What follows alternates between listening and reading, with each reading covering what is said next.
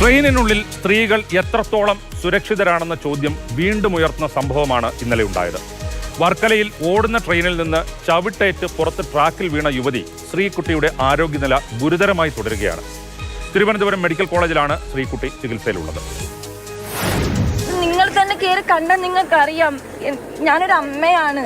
ഞാൻ ചെന്ന് കാണുമ്പോൾ സത്യം ദൈവത്താണ് ഞാൻ പറയാണ്, എൻ്റെ കുട്ടി ഒരു പാതി കണ്ണടച്ച് തണുത്തൊരു ഐസ് പോലെ അവിടെ കിടപ്പുണ്ട്.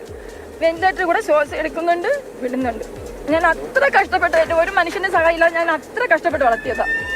എത്രയോ സംഭവങ്ങളുണ്ട്. പിന്നെ എൻ്റെ മോളെ സംബന്ധിച്ച് അവള് ഒരു തെറ്റ് അവൾക്ക് ഇഷ്ടപ്പെടാത്ത രീതിക്ക് കണ്ടു കഴിഞ്ഞാൽ അവൾ സംസാരിക്കുന്ന കുട്ടിയാണ്, അവൾ പ്രതികരിക്കുന്ന ഒരു കുട്ടിയാണ്. അയാൾ കാണിച്ച തോന്നിയവസ്ഥയാണ് അവൾ ചോദിച്ചത്, അല്ലെങ്കിൽ അവൾ പ്രതികരിച്ചത്. അതിനാണ് അവൾക്ക് ആ ഇത് കിട്ടിയത്. ഇത് ഇപ്പം എൻ്റെ കുട്ടിയല്ല, നാളെ വേറൊരു കുട്ടിയാണെങ്കിൽ ഇതാണ് അവസ്ഥയെങ്കിൽ എന്തായിരിക്കും?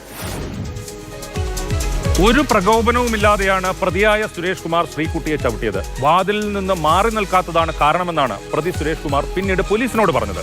സംഭവം നടക്കുന്ന സമയത്ത് സുരേഷ് കുമാർ മദ്യപിച്ചിരുന്നു. ശ്രീകുട്ടിക്ക് ഒപ്പമുണ്ടായിരുന്ന അർച്ചന തലനാരിഴയ്ക്കാണ് രക്ഷപ്പെട്ടത്. ഞങ്ങള് ബാത്റൂമിൽ പോയിട്ട് ഇറങ്ങിയപ്പോഴത്തേക്കും പുള്ളിക്കാരിയെ ചവിട്ടി നടുവിന് ചവിട്ടി തള്ളിയിടുമായിരുന്നു. എന്നിട്ട് ആ സെക്കൻഡ് തന്നെ അവളെ ചവിട്ടിയിട്ട് ആ സെക്കൻഡ് തന്നെ എന്റെ കൈ എന്റെ കാലിനെ പിടിച്ച് കഴിഞ്ഞാൽ എന്നെ പകുതി പുറത്തിട്ട അയാൾ ഒരു അങ്കിൾ അതിനെ പിടിച്ച് മേളിലോട്ട് കയറ്റിയത്. ഇയാൾ കയറിയത് എവിടെയാണെന്ന് അറിയാമോ? ഇല്ല അറിയത്തില്ല. ഞങ്ങൾ കയറിയത് ആലുവയെന്നാ. അയാൾ മദ്യപിച്ചിട്ടുണ്ടായിരുന്നു, അത് മാത്രമേ ഞങ്ങൾക്ക് അറിയത്തുള്ളൂ, വേറൊന്നും അറിയത്തില്ല. ചെറുതും വലുതുമായി ഇതെത്ര സംഭവങ്ങളാണ് ട്രെയിനിനുള്ളിൽ സ്ത്രീകൾക്കെതിരെ ഉണ്ടാകുന്നത്. കൊടും ക്രിമിനലുകൾ മുതൽ മദ്യപാനികൾക്ക് വരെ ഒരു നിയന്ത്രണവുമില്ലാതെ കയറിയിറങ്ങാവുന്ന ഇടമായി ട്രെയിനുകൾ മാറുന്നതാണ് പ്രധാന പ്രശ്നം. ട്രെയിനിനുള്ളിൽ മദ്യപിക്കുന്നതും മദ്യപിച്ച് ട്രെയിനുകളിൽ കയറി ഉണ്ടാക്കുന്ന കുഴപ്പങ്ങളും തടയാൻ ഫലപ്രദമായ മാർഗങ്ങൾ നിലവിലില്ല. റെയിൽവേ പോലീസിന്റെയും കേരള പോലീസിന്റെയും സാന്നിധ്യവും നിരീക്ഷണവും ഉണ്ടെങ്കിലും അതൊന്നും പര്യാപ്തവുമല്ല.